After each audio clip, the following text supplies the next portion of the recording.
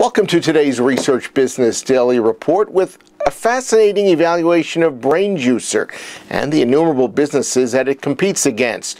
A paper that says emotional messaging doesn't influence equally around the world, and what some see as a post-mortem for Google Glass.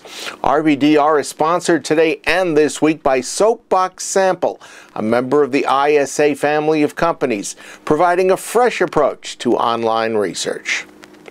Share Sleuth is an investigative reporting site, and incidentally, it is backed by the well-known Mark Cuban, and it announced this week that it has invested in BrainJuicer and also provided an explanation for why it's putting a good number of dollars behind the heralded research agency.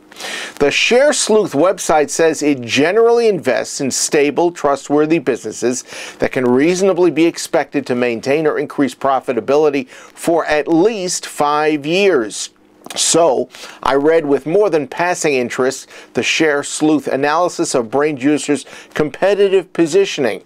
It's a compilation of what BrainJuicer says about itself and how Share Sleuth actually views the marketplace in which BrainJuicer competes.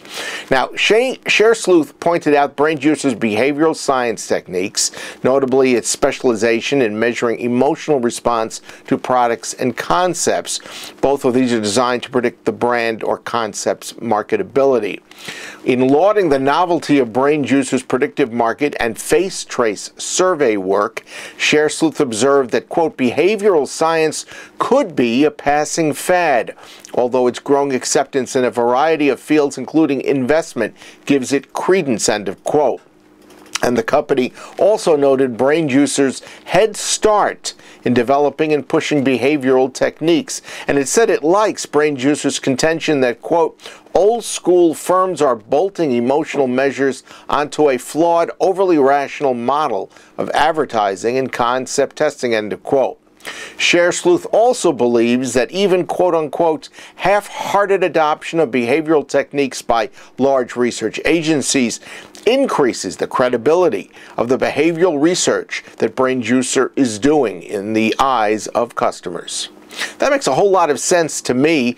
I've seen ideas and brands follow the same track over the years, and it has succeeded in many cases. The earliest that I recall in my career was with Miller Lite, which developed the light beer category and then reaped all the benefits as everybody else jumped in.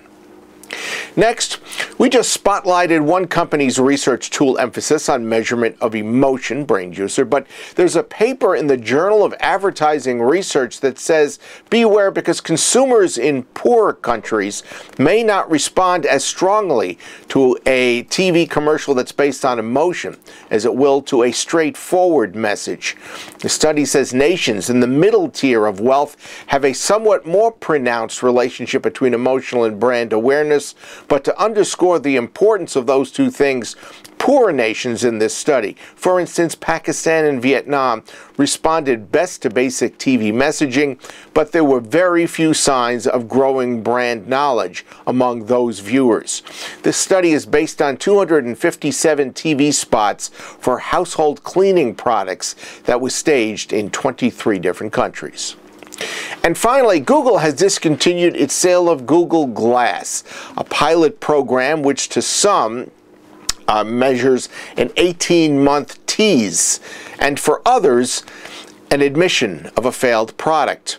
Blame has been heaped on the cost of Google Glass, on its battery life, its competitiveness from mobile phones, Google Glass's look, and the fear of hackers accessing and actually stealing data that Google Glass was generating. But in an environment where for over a year, consumer wearables have been on the rise, smart glasses like Google Glass have become the least popular item in the wearable field. Google, by the way, says it is far from giving up on Google Glass. That's your Research Business Daily Report, sponsored by Soapbox Sample, a member of the ISA family of companies, providing a fresh approach to online research. Soapbox Sample's varied panel recruitment methods are generating notable member loyalty and engagement. And Soapbox Sample is also a leader in geo-fencing, app-based research design, and passive metering. And as for the latter, we've created a link to an article about consumer acceptance of passive metering. It is co-authored by Soapbox Sample Chief of Operations Jacqueline Rosales, and certainly worth your examination.